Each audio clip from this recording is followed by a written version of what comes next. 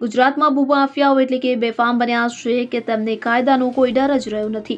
ત્યારે વિંછિયાના થોરિયાળી ગામમાં લેન્ડ ગ્રેબિંગની ફરિયાદ કરનાર ઘનશ્યામ રાજપરાની ભૂમાફિયાઓએ ઘાતકી હત્યા કરી નાખી હોવાની ઘટના સામે આવતા ખળભળાટ મચી ગયો છે। આ ઘટનાને લઈ લોકોમાં ભારે રોષ વ્યાપ્યો છે। આજે વિંછિયા બંધનું એલાન આપવામાં આવ્યું છે।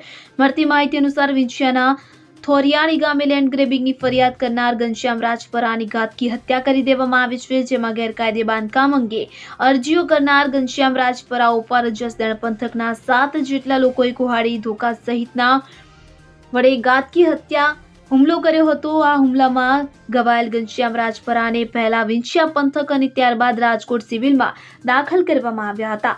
રાજકોટ સિવિલમાં સારવાર દરમિયાન ઘનશ્યામ રાજપરાનું મોત થતા મામલો હત્યામાં પલટાયો છે। તો આ મામલે પરિવારજનો દ્વારા આરોપીઓને તાત્કાલિક ઝડપી પાડવા માંગ કરવામાં આવી છે। તેમજ મૃતકના પરિવારજનોએ હાલ મૃતદેહ સ્વીકારવાનો ઇનકાર કર્યો છે। આ મામલે વિંછિયાના પૂર્વ સરપંચ મનુભાઈ રાજપરા દ્વારા વિંછિયા બંધનું એલાન મૌન રેલીનું આયોજન કરવામાં આવ્યું છે।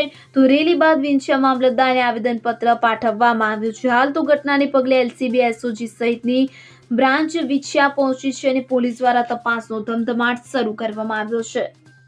મનુભાઈ, આજે વિંછિયા બંધનું એલાન આપવામાં આવ્યું, શા માટે આપવામાં આવ્યું? આજે વિંછિયા બંધનું એલાન એટલા માટે આપવામાં આવ્યું છે કે બોટાદ રોડ ઉપર ઘનશ્યામભાઈ શિવાભાઈ રાજપરાનું જીવલેણો હુમલો કરવામાં આવેલો હતો એના જ। શું તમારી માંગ છે? અમારી માંગ એ છે કે આ જે વિંછિયા તાલુકો અને વિંછિયાના અડધા ફરતા ગામમાં જે આ આવારા તત્વો વધી ગયા છે, તો આને ડામવા માટે આપણે કાંઈક પણ બધાએ ભેગા થઈ નિર્ણય લેવો પડે એવી સ્થિતિ છે। એના માટે તમારી અત્યારે જે માંગ છે? અમારી અત્યારની માંગ એ છે કે જ્યાં સુધી અમને આ આરોપીઓ બધા પકડાય નહીં ત્યાં સુધી અમારે લાશ લેવાની નથી।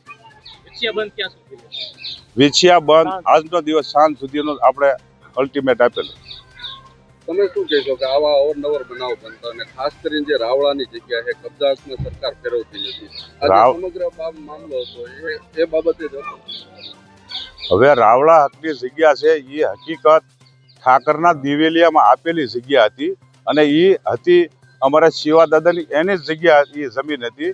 અને આ લોકોએ અમુક વર્ષો પહેલા આજે કંઈક એકા બીજી પાસેથી થોડા દાદા 2-5 હજાર રૂપિયા લઈને આપી દીધેલી, અમે તો મફત આપેલી હતી એ જગ્યા।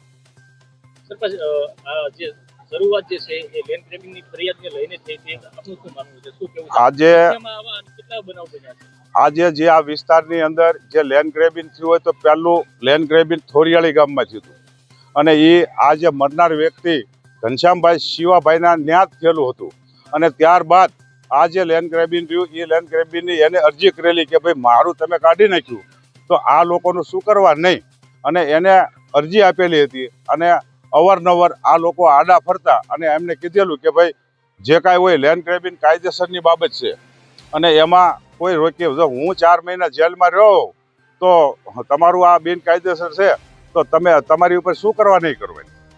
સરકારમાંથી કોઈ મામલતદાર કલેક્ટર કે પ્રાંત આ બાબતે કોઈ મુલાકાત કરવા આવ્યો? સર, આ બાબતમાં કોઈ મુલાકાત કરવા આવ્યા નથી।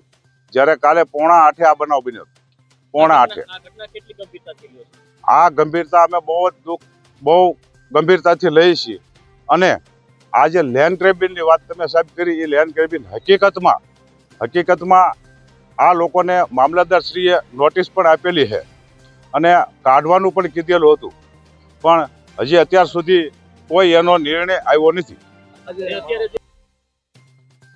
Bureau report CN24 news. હવે જુઓ દેશ દુનિયાની તમામ ખબરો તમારી આંગળીના ટેરવે।